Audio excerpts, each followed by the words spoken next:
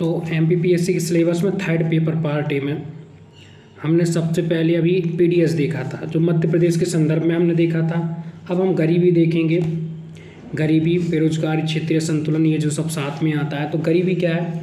जीवन के लिए न्यूनतम उपभोग आवश्यकताओं, भोजन, कपड़ा, मकान को प्राप्त करने की अयोग्यता।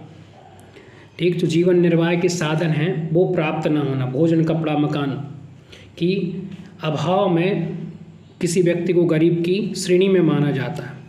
इंटरनेशनल लेबर ऑर्गेनाइजेशन है जो ILO जिसे कहते हैं, उसके अनुसार मूलभूत आवश्यकताओं की प्राप्ति में अक्षमता गरीबी है।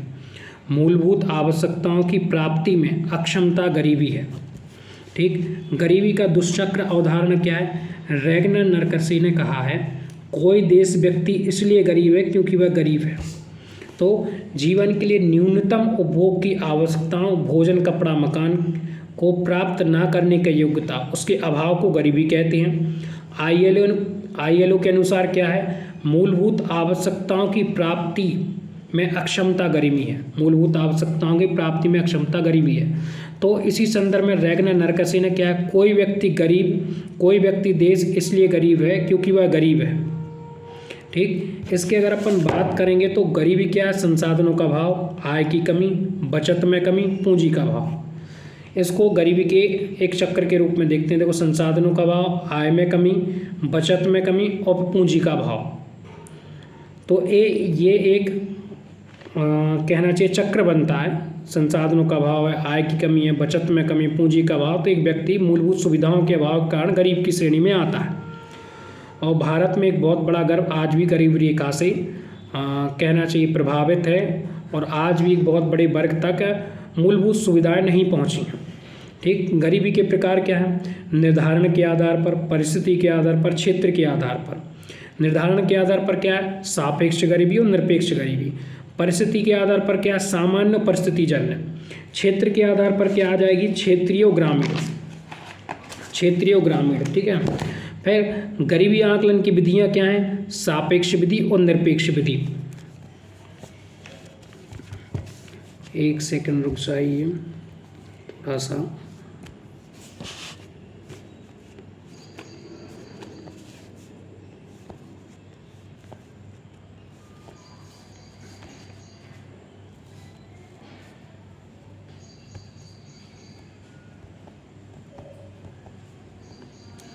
हाँ, तो यहाँ पर गरीबी के प्रकार देखे तो निर्धारण के आधार पर है, परिस्थिति के आधार पर है और क्षेत्र के आधार पर है।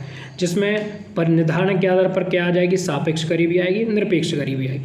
परिस्थिति में सामान्य आएगी और परिस्थिति जन्य आएगी। इसके बाद अगर क्षेत्र के आधार पर देखें तो क्षेत्रीय ग्रामीण आएगी। ठीक है। तो अब गरीबी आकलन की विधियाँ कौन सी? एक सापेक्ष विधि, एक निरपेक्ष विधि है। सापेक्ष विधि में क्या है कि वैश्विक स्तर पर प्रचलित लॉरेंज वक्र और गिनी गुणांक।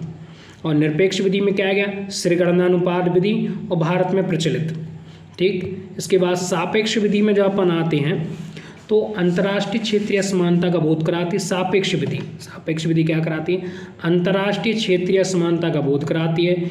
यदि किसी व्यक्ति की आय, जीवन स्तर आदि दूसरे की तुलना में कम है तो उस व्यक्ति को सापेक्ष गरीबी माना जाता है। क्या है? अंतर्राष्ट्रीय क्षेत्रीय असमानता का बोध कराती है सापेक्ष गरीबी। ठीक है। और बोध करा, यदि किसी व्यक्ति की आय, जीवन स्तर आदि दूसरे की तुलना में कम है तो उस व्यक्ति को सापेक्ष गरीबी माना जाता है। ठीक है। मतलब किसी व्यक्ति की दूसरे व्यक्ति की तुलना में आय या चीज़ें या सोर्सेस कम हैं तो उस व्यक्ति को सापेक्ष गरीबी के अंतर्गत माना जाता है। लॉरेंज वक्र क्या है? प्रतिपादन मैक्स ओ लॉरेंज ने किया 1905 में। और इसकी संकल्पना, यदि समाज के 10% लोगों पर कुल आय का 10%, 20%, यदि समाज के 10% लोगों पर कुल आय का 10%, 20% लोगों पर कुल आय का 20% हो तो रेखा बीओ समग्र रेखा होगी। ठीक, तो ये लॉरेंज वक्र की संकल्पना है। मतलब समाज के 10% लोगों को आय का 10% और 20% लोगों 20% लोगों पर कुल आय का 20% हो तो रेखा बीओ समग्र रेखा होगी। गरीबी की स्थिति में इस रेखा के नीचे वक्र बनेगा। वक्र रेखा से जितना नीचे उसी अधिक विषमता होगी। ठीक, तो अपन ने यहाँ गरीबी के आकलन विधि दी, सापेक्ष देखी, निरपेक्ष देखी। सापेक्ष में वैश्विक स्तर पर प्रचलित है, लॉरेंज वक्र, गिनी गुणांक है। और निरपेक्ष विधि में क्या है, सिर पर गणना विधि, भारत में प्रचलित। सापेक्ष विधि क्या है, अंतर्राष्ट्रीय क्षेत्रीय असमानता का बोध कराती है। यदि किसी व्यक्ति की आय, जीवन स्तर आदि दूसरे की तुलना में कम है तो उस व्यक्ति को सापेक्ष गरीबी माना जाता है।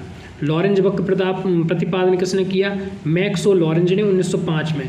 संकल्पना, यदि समाज के 10% लोगों पर कुल आय का 10%, 20% लोगों पर कुल आय का 20% हो तो बीओ समग्र रेखा होगी। रेखा होगी। गरीबी की स्थिति में इस रेखा के नीचे वक्र जो बनेगा उसमें विषमता दर्शाई जाएगी। गिनी गुणांक क्या है, इसका प्रतिपादन किसने किया, कॉरडे गिनी ने 1912 में, और लॉरेंज वक्र का 1905 में किया था मैक्स लॉरेंज ने। ठीक, गिनी गुणांक क्या है, प्रतिपादन कॉरडे गिनी 1912 में। आय के वितरण की विषमता के माप की सबसे प्रचलित विधि है। गिनी गुणांक क्या, आय के मापन की, आय के वितरण की विषमता की माप की सबसे प्रचलित विधि है। यह लॉरेंज वक्र विधि का गणितीय गुणांक है। गिनी गुणांक क्या है, छायांकित क्षेत्रफल है। गिनी गुणांक इक्वल टू क्या करेंगे, छायांकित क्षेत्रफल जो एक लॉरेंज वक्र में आता है, छायांकित क्षेत्रफल, और उसके नीचे क्या है, समग्र रेखा के नीचे का संपूर्ण क्षेत्रफल। ठीक, तो ये गिनी गुणांक होगा। आय के वितरण की विषमता की माप की, आय के वितरण के विषमता की माप की सबसे प्रचलित विधि है, लॉरेंज वक्र की विधि का गणितीय गुणांक है।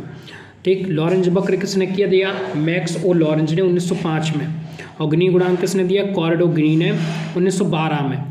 ठीक, इसके बाद अगर अपन बात करेंगे तो निरपेक्ष गरीबी की बात आती है। यदि कोई व्यक्ति एक निश्चित मानदंड से नीचे जीवन यापन कर रहा है तो उन सभी के सिरों को गिना जाता है। सिर गणना अनुपात, एक निश्चित मानदंड के नीचे जितने लोग जीवन यापन कर रहे हैं उन सभी के सिरों को गिन लिया जाता है। यदि कोई व्यक्ति एक निश्चित मानदंड से नीचे जीवन यापन कर रहा है तो उन सभी के सिरों को गिना जाता है। सिर गणना अनुपात क्या है, एक निश्चित मानदंड के नीचे जितने लोग जीवन यापन कर रहे हैं उन सभी के सिरों को गिन लिया जाता है। न्यूनतम उपयोग व्यय और न्यूनतम पोषाहार स्तर। मानदंड क्या है, APL, अबव पॉवर्टी लाइन, और बिलो, ठीक, BPL, बिलो पॉवर्टी लाइन। ठीक, 2013 के बाद से गरीबी का आकलन अब कौन कर रहा है, NSO कर रहा है। ठीक है, उसके लिए सिर्फ गणना अनुपात सूत्र का उपयोग किया जाता है। NSO जो गणना करता है उसके लिए सिर गणना अनुपात का सूत्र उपयोग किया जाता है। क्या है, SCR, निर्धनों की अनुमानित संख्या कुल जनसंख्या इंटू 100।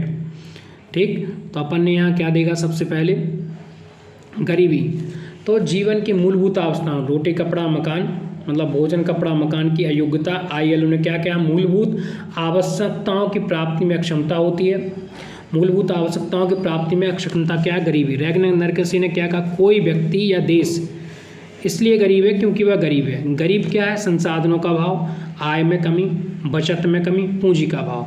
संसाधनों का अभाव, आय में कमी, बचत में कमी, पूंजी का अभाव।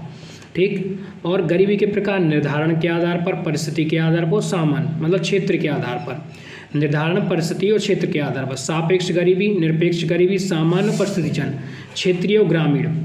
निर्धारण के आधार, परिस्थिति के आधार, क्षेत्र के आधार पर। ठीक है, तो सापेक्ष गरीबी, निरपेक्ष गरीबी, सामान्य गरीबी, परिस्थितिजन्य गरीबी और क्षेत्रीय और ग्रामीण के आधार पर गरीबी होती है। अगर हम गरीबी के आकलन की विधि की बात करेंगे तो सापेक्ष विधि होती है कि निरपेक्ष विधि होती है। सापेक्ष में वैश्विक स्तर पर प्रचलित है, लॉरेंज वक्र और गिनी गुणांक। लॉरेंज वक्र में मैक्स ऑरेंज ने 1905 में दिया, गिनी गुणांक कॉरडे गिनी ने 1912 में दिया। श्रीगणना विधि या निरपेक्ष विधि में भारत में प्रचलित है। सापेक्ष विधि में क्या आ जाएगा, अंतर्राष्ट्रीय क्षेत्रीय असमानता का बोध कराती है। यदि किसी व्यक्ति की आय, जीवन स्तर, यदि किसी व्यक्ति की आय, जीवन स्तर तथा आदि दूसरे की तुलना में कम है तो उस व्यक्ति को सापेक्ष गरीबी माना जाता है। ठीक है, लॉरेंज वक्र प्रतिपादन मैक्स लॉरेंज ने 1905 में किया। संकल्पना क्या है लॉरेंज वक्र की, यदि समाज के 10% लोगों पर कुल आय का 10% और 20% लोगों पर आय का, कुल आय का 20% हो तो बीओ समग्र रेखा होगी। एक लॉरेंज वक्र बनता है जिसमें छायांकित क्षेत्र रहता है। ठीक, और उसके अनुसार इसकी गणना की जाती है। ठीक, उस वक्र के अनुसार इसकी गणना की जाती है। गिनी गुणांक क्या है, प्रतिपादन किसने किया, कॉरडे गिनी 1912 में। आय के वितरण की विषमता की माप की सबसे प्रचलित विधि है गिनी गुणांक। यह लॉरेंज वक्र विधि का गणितीय गुणांक है। इसका सूत्र क्या है, गिनी गुणांक इक्वल टू छायांकित क्षेत्रफल और समग्र रेखा के नीचे का संपूर्ण क्षेत्रफल। निरपेक्ष गरीबी क्या है, यदि कोई व्यक्ति एक निश्चित मानदंड से नीचे जीवन यापन कर रहा है तो उन सभी सिरों को गिना जाता है निश्चित मानदंड के नीचे। ठीक, सिर गणना अनुपात विधि, एक निश्चित मानदंड के नीचे जितने लोग जीवन यापन कर रहे हैं उन सभी के सिरों को गिन लिया जाता है। ठीक, इसके मानदंड क्या है, न्यूनतम उपभोग व्यय, न्यूनतम पोषाहार स्तर, मतलब APL और BPL, एबव पॉवर्टी लाइन और बिलो पॉवर्टी लाइन। 2013 के बाद जो गरीबी रेखा का आकलन करती है वो कौन करता है, NSO करता है। ठीक, और इसमें सिर गणना अनुपात का सूत्र उपयोग किया जाता है। इसमें निर्धनों की अनुमानित संख्या बटे कुल जनसंख्या इंटू 100 आएगा। ठीक, तो यहाँ आज के लिए इतना ही। इसके बाद अपन गरीबी, बेरोजगारी, राष्ट्रीय आय में कमी, विकास में बाधा के कारण को आगे पढ़ेंगे। जय श्री सीताराम हनुमान।